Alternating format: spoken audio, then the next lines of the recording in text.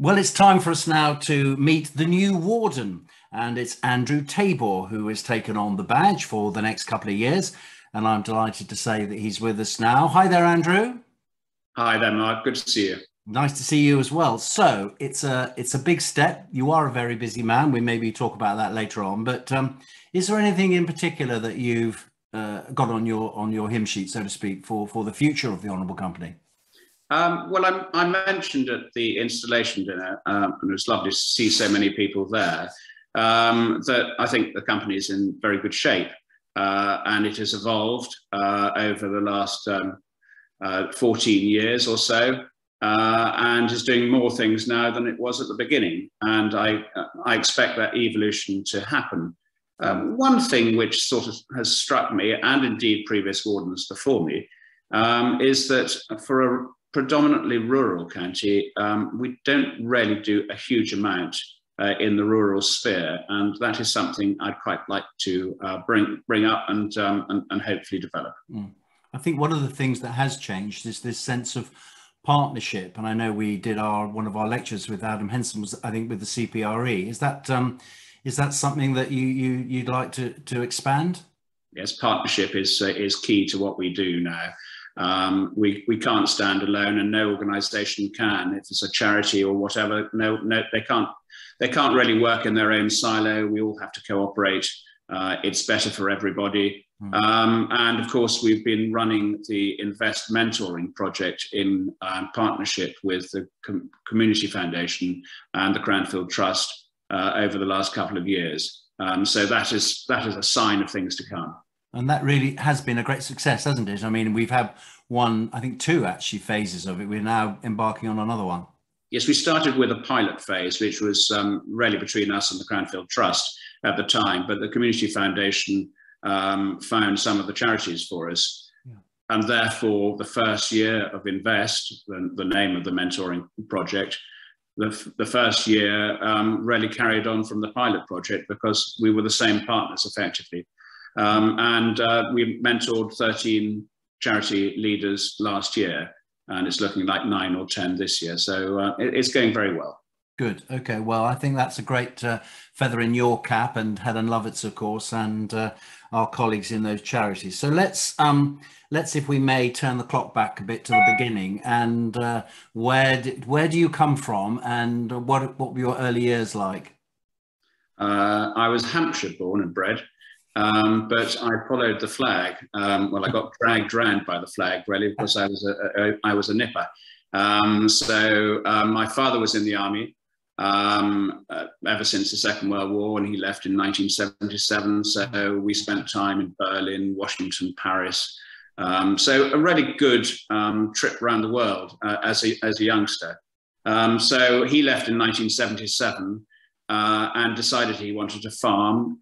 And couldn't find anywhere in Hampshire. And so we moved in 77, 78 to Gloucestershire, and he started a farm with my mother at that stage.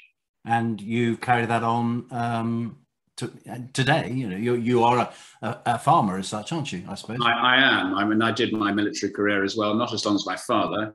Yeah. I mean, I did 20 years, which... and it seems an age ago since I left. It is an age ago. It's about 20 years ago now.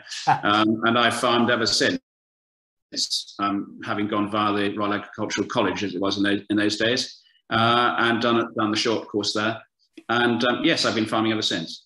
Okay, so the Gloucestershire connection is pretty strong, and you've raised your family here. And is it? And you're not going anywhere, I assume. At least I hope you're not. Anyway. No intention of going anywhere. I'm Tabor County. But I think we should mention, Andrew, that you are extremely committed to community because you are a Justice of the Peace. You have been High Sheriff. You've also been, I think, President of the Gloucestershire Society. So, you know, although you've come from Hampshire, you see yourself very much as a Gloucestershire man. Yes, and I was pleased to be able to find a Gloucestershire flag to fly at my installation dinner. And luckily, no one sort of said, "What is that?" As they arrived. Oh, I'm fully committed to the county. You know, my formative years I've spent here, and I'm not going anywhere. Good. Okay. Can we just touch on one thing that I know is a recent addition to your fairly extensive list of responsibilities and duties, which is the Cathedral Development Board, of which you are the chairman. I mean, that's quite a new thing, isn't it? Tell us a bit about that if you can, please. Well, I think it's a case of beware of deans bearing free lunches. Dean, now Bishop Stephen, took me out to lunch just before Christmas and asked me to step into the shoes of the late lamented Sam Vesti, who chaired the development board on Project Pilgrim 1. Like the person I am, I forgot the word no.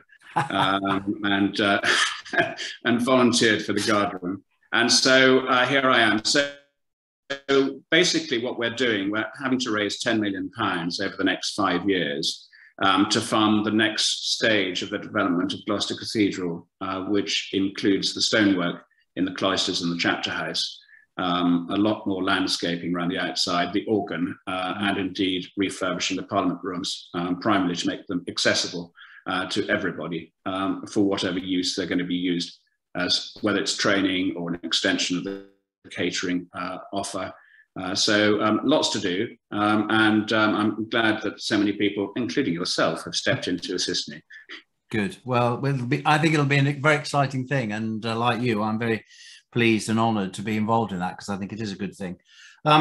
Just going back to the ONCO for a moment, if we may. I mean, you've got an assistant warden in Julie Kent. I mean, I would argue that you and Julie are a very strong team. I mean, is there a sense that we could maybe get a few more women involved in the court and push the company forward in that way? I think it's important that we're as diverse as possible, for the benefit of the company and the county. So yes, I mean we're lucky. We've got some very experienced and skillful women on court already. I think we could recruit more to the company and into court. It would be better to have more of a balance. So if we can achieve that, I think that would be good. And a message to the members in a way, which is, anybody can join. And we would ask, I mean, you and I have brought friends and people into the Honourable Company. We would ask our fellow members to actually go out there and bring people to us, because actually it's good fun and we are doing charitable works as well. Yes, indeed. I mean, the strength of the company lies in its members. Yeah. Without the members, firstly joining, and secondly,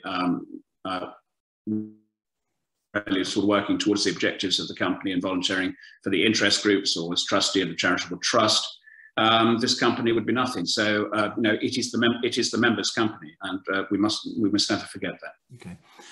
Just as the time, I'm afraid, is running away from us, Andrew. I mean, you and I share a passion for rugby, so you and I could talk about Gloucester rugby for some time. But away from all the things that you're doing and running a business, which is weather dependent, I do feel for you guys in the farming community when the weather has been so awful in the last few months. But in as much as from my point of view, it seems very dry. But maybe you'd agree with me on that one. But what are the hobbies? Do you have hobbies and a sense of relaxation?